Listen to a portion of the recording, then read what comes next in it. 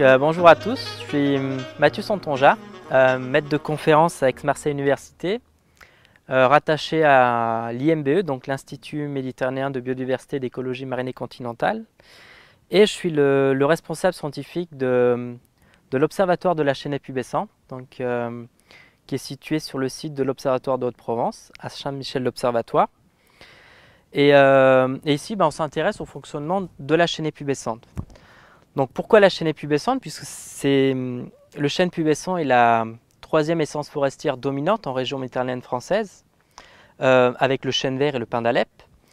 Et étant donné que ça couvre plusieurs centaines de milliers d'hectares, donc dans un contexte de changement climatique, on a besoin de s'intéresser au fonctionnement de cette forêt et essayer d'anticiper quelle sera son évolution et quel sera son fonctionnement du coup dans un contexte de changement climatique. Donc par changement climatique, on entend diminution des précipitations, augmentation des températures, augmentation de la période de sécheresse estivale. Et avec cette variation de paramètres abiotiques, ça va entraîner une modification du fonctionnement de la chaînaie. Donc ici, depuis 11 ans, on s'intéresse au fonctionnement de cette chaînaie et puis on l'étudie à différents niveaux. Donc tout d'abord le chêne, d'un point de vue de sa croissance, la production de biomasse, sa régénération. Ensuite, on travaille également sur ses espèces compagnes, donc le chêne étant ici. Espèces compagnes, on a l'érable de Montpellier et le sumac fusté, qui sont deux espèces compagnes naturellement présentes dans cette chaînaie. Donc on s'intéresse également donc, à leur performance et on s'intéresse également aux autres espèces de sous-bois et au fonctionnement du sol. Et par fonctionnement du sol, on s'intéresse à différents processus tels que le recyclage de la matière organique. Donc, quand un arbre du coup est en pleine croissance, produit des feuilles, et chaque année on a toute une majorité de cette production de feuilles qui va retourner au sol sous forme de matière organique morte. Et vous avez toute une biodiversité du sol qui va devoir prendre en charge cette matière organique morte et la recycler pour remettre à disposition notamment des nutriments dont les arbres vont pouvoir réutiliser pour leur croissance un peu plus tard. Et donc, cette biodiversité est essentielle pour le fonctionnement du coup de la forêt. Et si je vous présente en quelques phrases des résultats assez percutants qu'on a pu mettre en évidence, c'est tout d'abord le chêne. Après 11 ans d'études, dans un contexte de changement climatique, on s'est rendu compte qu'il était assez résistant à l'augmentation d'une sécheresse qui était rallongée et avec 30% de précipitations en moins. Et on a juste des tendances, donc juste une tendance à moins de production de biomasse, une croissance qui commence à être ralentie, mais ce n'est pas très très marqué. Et là, ce qu'on a pu mettre surtout en évidence, c'est que ce chêne, du coup, on a au niveau de la chimie de ses feuilles, on a un peu moins de nutriments et on a une tendance à plus de métabolites secondaires, donc des composés phénoliques, ce qui fait que ce sont surtout des métabolites qui sont produits lorsqu'un organisme est en état de stress, donc notamment là c'est face à un stress abiotique. Et voilà, donc on a une tendance à plus de métabolites secondaires pour pouvoir du coup lutter contre le stress abiotique qui serait la réduction du coup de l'accès à l'eau. Et si on s'intéresse à ce qu'on a pu observer également dans la forêt, on s'est rendu compte que des espèces herbacées comme des silènes, au cours d'une expérience, on s'est rendu compte qu'avec moins de précipitations, on a moins de germination et une survie du coup diminuée de plantules. Donc là, un stress hydrique pourrait avoir des conséquences sur la strate herbacée et la croissance d'espèces herbacées. On a pu également mettre en évidence que ce chêne émet des composés volatiles, donc des composés qui sont volatilisés. Et c'est le plus grand émetteur d'isoprène du coup dans la région.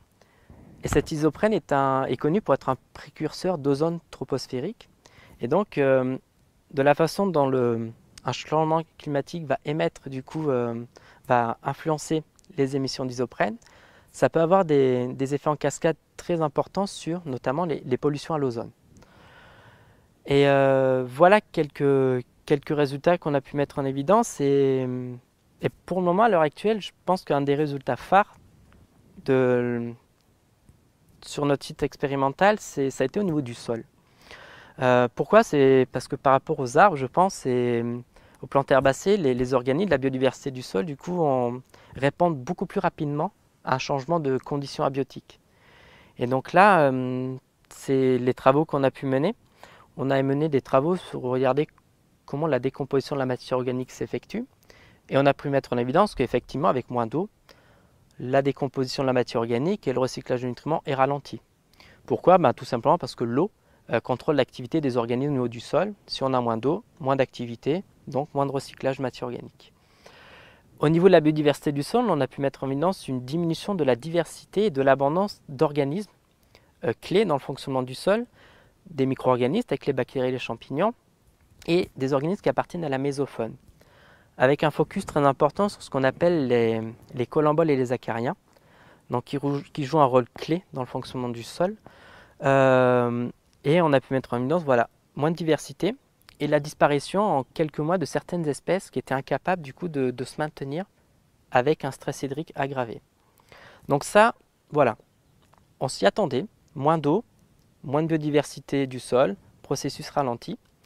Mais le résultat qui est assez surprenant, c'est que en prenant en compte le fait que le chêne soit en présence d'espèces compagnes, l'érable et le cotinus, le résultat qui est important, c'est que si on s'intéresse à cet effet négatif, si on prend en compte la présence de ces deux espèces compagnes, les effets négatifs sont amoindris. C'est-à-dire que le chêne tout seul, on peut avoir des effets de l'ordre de 40-50% de réduction de biodiversité, de ralentissement des processus. Et si on prend en compte la présence de ces deux espèces compagnes, eh bien, l'amplitude, du coup, l'intensité de cet effet va être... le terme, ça serait mitigé, du coup. Et en gros, pour faire simple, une forêt qui est en mélange avec une espèce dominante et une espèce compagne, eh bien, on va avoir une atténuation de l'impact du changement climatique. On aura un effet, mais il sera amoindri. Et donc là, ça ouvre sur pas mal de perspectives parce que en ce moment, on a pas mal de réflexions assez générales. Comment nos forêts vont fonctionner dans un contexte de changement climatique. Et ça, juste en se basant du coup sur une forêt naturelle avec ses espèces compagnes, de la diversité du coup d'essence, du coup de la mixité forestière, et bien déjà ça permet de atténuer les effets du changement climatique. Et donc là, c'est en perspective maintenant, c'est si on se projette vers de la gestion forestière, et bien ça peut déjà ouvrir des pistes du coup. On sait que des forêts mixtes avec des chênes, des pins, du coup de travailler sur des peuplements avec un mélange d'essences forestières, ça permet une meilleure productivité. Et dans certains cas, ça a permis de mettre en évidence dans des forêts tempérées et tropicales, du coup, que ça permet également d'atténuer les attaques de pathogènes, des stress, du coup, des sécheresses, du coup. Et en région méditerranéenne, voilà, on a pu mettre ça en évidence et ça ouvre des perspectives sur la gestion forestière de nos forêts en région méditerranéenne. Ilya Reiter, ingénieur de recherche CNRS, dans la Fédération de recherche EcoRev, écosystèmes continentaux et risques environnementaux. Je suis là ici pour faire le lien entre le monde scientifique et le monde technique et technologique, c'est-à-dire je traduis le besoin scientifique en forme de dispositifs, je dirais technologiques, techniques, comme celle-ci par exemple. On se trouve ici sur un accès sur une canopée, on est à presque 4 mètres. Donc pour travailler sur l'auteur, il faut un accès pour avoir les feuilles et les arbres, les branches proches qui sont au littéraire des études. Et en plus, ce que vous voyez ici, c'est un grand hangar qui est équipé avec des volets, c'est-à-dire celle-ci, c'est un dispositif d'exclusion de pluie qu'on a mis en place pour répondre à la demande comment le climat sera dans l'avenir, c'est-à-dire en 2100. On sait déjà que ça serait plus sec et ça serait plus chaud.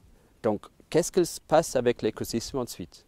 Donc, pour répondre à cela, il fallait exposer l'écosystème dans des conditions qui sont prévues pour 2100, c'est-à-dire exclusion de pluie. Quand on veut, on ferme le volet. Il n'y a plus une goutte qui tombe par terre ici sur 300 mètres carrés. Il y a environ 17 arbres au milieu de la zone qui sont touchés par ce traitement, qui feront donc au cœur des investissements qui sont liés à un contrôle en comparaison avec un traitement d'exclusion. Donc, en fait, on a la chance ici que le canopée n'est pas si haute et on a pu mettre en place un hangar standard qui ferme et ouvre quand on veut. Par contre, le challenge n'était pas de mettre ça en place seulement, mais c'est de comprendre qu'est-ce que sera le pilotage de ce système au point de vue d'un climat d'avenir. Pour ça, on a étudié le climat d'ici pendant les derniers 60 ans. On a vu qu'il y aura une sécheresse plus longue en été, avec une petite sécheresse en début de l'année, en printemps même, et il y a une quantité de pluie qui tombe qui réduit à 2/3 de ce qui tombe normalement. Ça, c'est basé sur le climat local, sur des années chaudes, et on a pu mettre ça en place pour avoir un pilotage du système selon les saisons qui changent. Et on sait bien qu'on va exclure des événements totaux parce que c'est prévu que le nombre des événements de précipitations seront réduits également. Donc pour ça, ce système, c'est vraiment au top du monde scientifique en termes de changement climatique pour la région méditerranéenne. En outre, ce qu'on fait ici, on essaie de comprendre aussi les impacts de chaleur, je dirais la canicule, sur les plantes et les écosystèmes. Les plantes ici ne sont pas tout seules, ils ont les racines dans le sol, ils sont en connexion avec les organismes dans le sol, donc ils ne sont pas indépendants. Et pour l'instant, pour le grand toit ici, on ne peut pas manipuler la température, mais on a prévu de faire ça dans une petite parcelle au sol. Donc on croise la température avec une extension de pluie, c'est que ça sera très proche d'un climat de l'avenir. Et ça amène la science ici vers des axes possibles de recherche qu'on n'avait pas eu avant et ailleurs. Et c'est une des travaux principaux que j'amène ici. C'est-à-dire identifier des possibilités qui peuvent servir à la communauté scientifique à aller plus loin. Donc les verrous à dépasser techniquement. Le challenge n'était pas seulement à mettre en place un hangar dans une forêt sans perturber la totalité de l'écosystème, mais aussi de clarifier le pilotage de ce système. En fait, on pourrait fermer le volet quand on veut, mais il veut que ça soit en certain sens. Donc pour comprendre ce qu'on pourrait avoir en 2100, on a étudié le climat d'ici, qui date jusqu'à les années 70 et 60, et on a vu qu'il y a moins de précipitations en total, donc environ 2/3, mais il y a aussi une sécheresse plus longue en été, une petite sécheresse en printemps. Ensuite, il y a un phénomène qui prévoit qu'il y a moins de précipitations aussi en événements. Donc il y a moins de fréquence pour les événements de pluie, donc on a décidé aussi d'exclure des événements totaux, c'est-à-dire il y a l'écosystème qui reste sec pour des durées plus longues. C'était un challenge à mettre ça en place et avec une extension qui se met au-dessus du canopé, avec un pilotage qui est très proche d'un climat de l'avenir, on est probablement un des meilleurs systèmes au monde pour faire ce type d'exclusion. Par contre, là, on répond seulement à une question des précipitations. On sait bien qu'il y a deux choses qui changent, les précipitations et la température. Pour ça, on amène le système plus loin. Donc, pour dépasser cette verrou technique, chauffer un écosystème entier, c'est très difficile à faire et c'est coûteux. On prévoit de se concentrer sur des processus clés dans cet écosystème méditerranéen, c'est-à-dire ils sont surtout dans le sol. Pour ça, on met en place actuellement des parcelles qui sont chauffées et traitées avec l'explosion des pluies pour répondre à cette question de changement croisé pour l'avenir, parce qu'on sait bien que les facteurs qui sont croisés ne répondent pas de la même façon que le facteur singulier. Voilà. Autour de cela, il y a bien sûr une animation à faire pour développer les stratégies pour l'avenir. Et tout ça, on fait un consortium avec le réseau scientifique pour l'avenir de ces plateformes qui est ouvert à toute forme des études pour l'avenir, surtout changement climatique. Et ça peut être aussi, par exemple, la pollution, ça peut être un input aussi de nutriments, ça peut être autre chose qui peuvent se mettre en place ici en cohérence avec des questions de gestion de forestiers qui sont aussi élaborées pour l'avenir. Bonjour, donc je suis Jean-Philippe Hortz, je suis assistant ingénieur au CNRS à l'IMBE et donc moi je suis ici pour faire tout ce qui est les mesures. Les mesures, fournir des données, des échantillons, faire la maintenance du site. Donc je suis arrivé ici en 2009 quand le projet a commencé et j'ai participé à l'installation de toutes les mesures. Auparavant, sinon, moi j'avais fait un bac plus 3, une licence professionnelle en protection de l'environnement et travaillé même pendant un peu plus d'1 an sur les terres australes françaises, sur les îles Kerguelen. Et après, quand il y a eu besoin de mettre en marche le projet, il y avait tous les chercheurs qui mettaient ça en marche, puis qui eux sont sur différents projets de recherche, qui sont à Marseille aussi pour l'enseignement.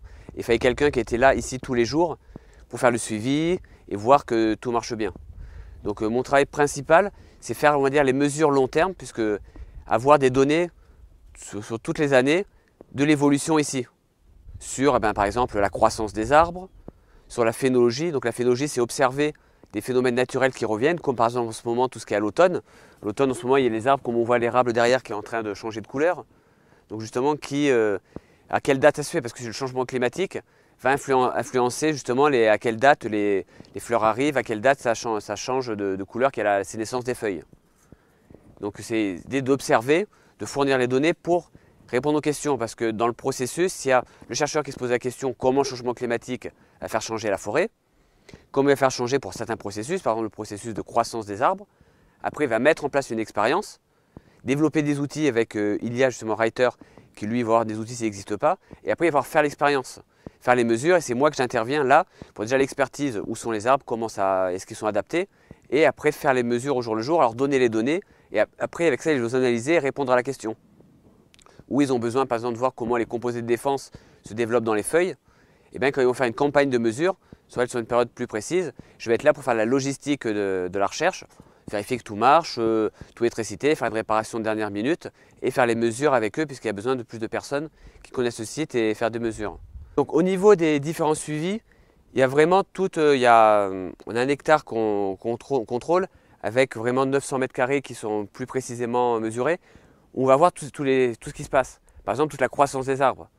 Une fois par an, on va mesurer le diamètre des arbres qui est la croissance secondaire pour voir quel est l'accroissement. Et justement, avec moins d'eau, ça va grossir moins.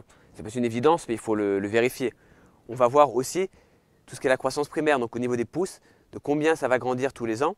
Je vais mesurer ça à partir de l'hiver pour savoir que pareil, c'est un autre indicateur de croissance. On va faire la phénologie, en ce moment on voit, donc cet arbre-là qui est le numéro 349, ils sont tous marqués. Je vais regarder celui-là, donc la semaine dernière il n'avait pas encore commencé à jaunir et là ça commence, il est déjà à 10% où il commence à jaunir et qui est dépendant de la température. On a eu plutôt un automne qui est chaud cette année, c'est le mois de septembre le plus chaud depuis très longtemps dans certains endroits, donc là c'est plutôt en retard cette année.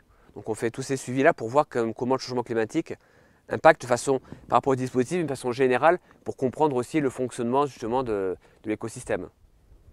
Donc de façon générale, comme je disais, moi je suis là pour faire aussi la maintenance et voir que tout marche bien. Donc déjà moi quand j'arrive ici, généralement j'écoute et j'observe parce que par exemple tous les capteurs où je vais voir s'ils marchent bien, ils font tous un petit bruit donc j'écoute si ça se passe bien.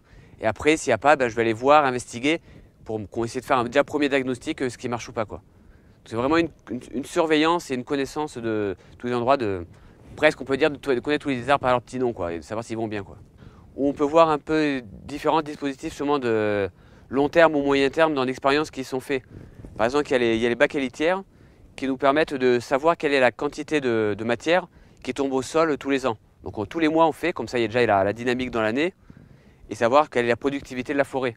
Ce qui est intéressant, justement, quand Mathieu Santonja travaille sur la litière et voit que ça se décompose moins, et avoir des chiffres, justement, quelle est la quantité de matière qui tombe et comment ça va affecter. Et est-ce qu'il y a une différence entre ici et sous le toit, est-ce qu'il y a moins de feuilles? Pour l'instant, on n'a pas vu qu'il y a moins de production de feuilles, mais ça pourrait être aussi une récolte.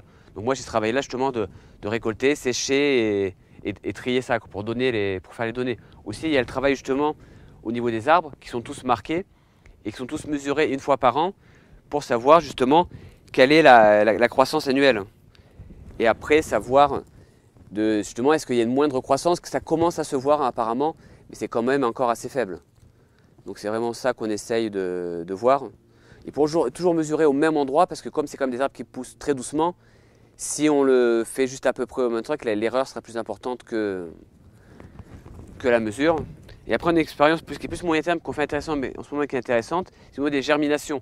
Pour savoir la végétation, il y a moins d'eau, est-ce que ça va peut-être moins germer, moins se développer. Donc là justement il y a une expérience où déjà depuis 1 an, on a déjà mis nous-mêmes des graines de 2 espèces, une méternienne, une un peu moins méternienne, et on voit celles qui sont suivies, ils ont tous des petits noms, ça a germé quoi. Et d'autres ont regermé, qui ont été plantés il y a un an, mais qui n'ont germé que cet automne-là. Donc on a quand même une deuxième germination qui est en train de se faire là, à l'automne. Donc là, elle n'est pas encore marquée parce qu'elle est due cet automne. Donc ça, c'est celle de l'année dernière qui sont là. Ou pareil, je viens, avant c'était toutes les semaines, mais c'est moins fréquemment, pour compter le nombre de plantules, les mesurer.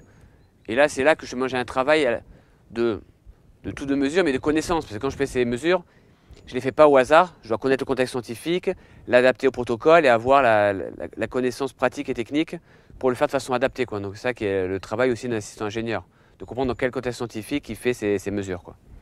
Ce qui est une occasion unique, je pense, pour on dirait une plateforme écosystémique comme celle-ci, c'est de se retrouver parmi les mesures qui vont beaucoup plus loin, c'est-à-dire dans l'atmosphère, l'autre atmosphère. Ça nous permet d'avoir des projets transversaux au travers des disciplines. On regarde des aérosols, par exemple. Ça peut être une pollen, un micro-organisme, mais aussi une poussière. Et c'est intéressé par s'intéresser des communautés différentes. Et finalement, le site est devenu beaucoup plus intéressant pour la télédétection à cause de ça. Donc vraiment, c'est un site exceptionnel avec une grande perspective, un grand avenir.